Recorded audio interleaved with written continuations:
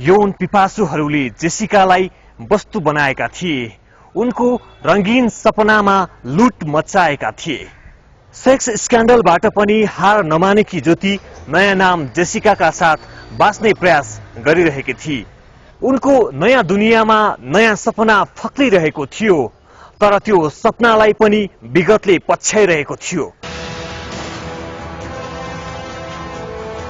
जिद्दी स्वभावकी जेसिकालाई विगतको सेक्स स्क्यान्डलले अझै पछ्याइरहेको थियो। त्यसैले ऊ बेला बखत कोठामा मादक पदार्थ सेवन गर्थे र विगतलाई भुल्ने प्रयास गर्थे।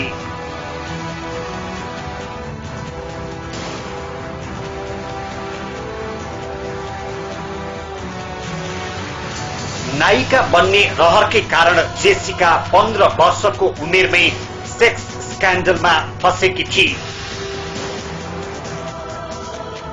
8 वर्ष अघि कलाकार प्रकाश ओझासँग जेसिकाको नीलो फिल्म सार्वजनिक भएपछि सनसनी मचिएको थियो। भिडियोमा जेसिका र उनकी बहिनीको समेत नग्न दृश्य थिए।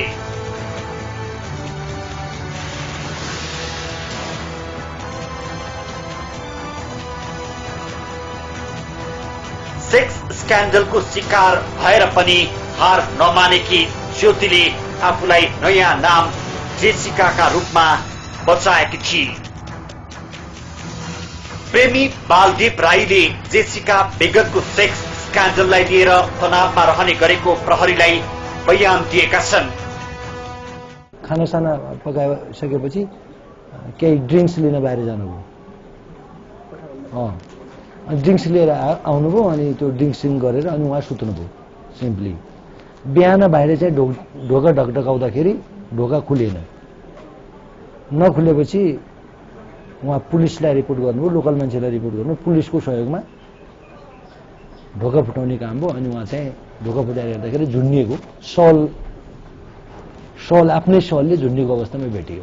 जेसिकाले प्रेमी बालदीपसँग बिहेपछि कतै विगतका कुरालाई लिएर हेला त गर्ने होइन भन्दै आशंका व्यक्त गर्ने गर्छिन्। उहाँ दुईजनाको बीचमा चाहिँ रिलेसन थियो, प्रेम थियो भनेर उहाँले आफ्नो स्टेटमेन्ट बताउनु भएको छ।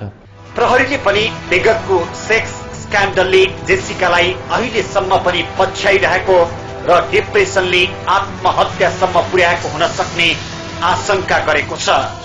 विगतको कुनै एउटा फिल्ममा उहाँको जुन भूमिकाले गर्दा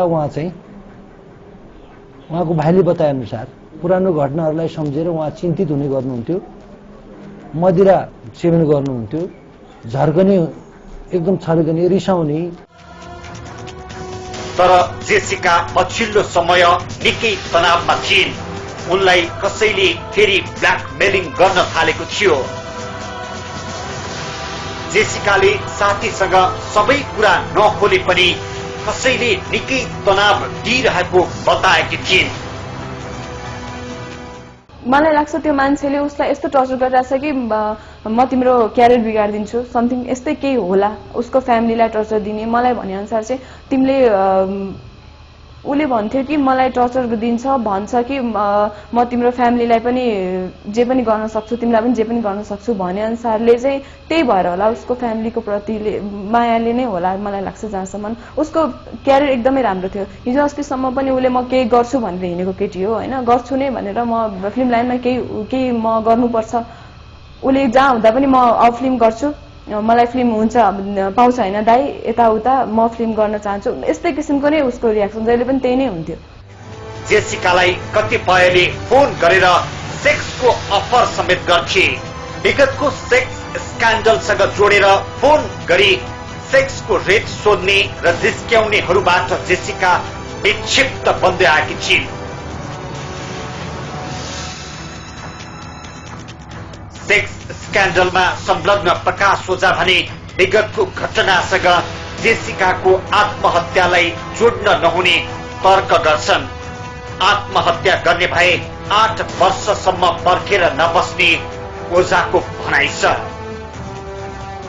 जेसिकाका भाइ युनिक खड्काले घटनालाई लिएर कसै उप पनि शंका नभएको निवेदन प्रहरी समक्ष दिएका छन्।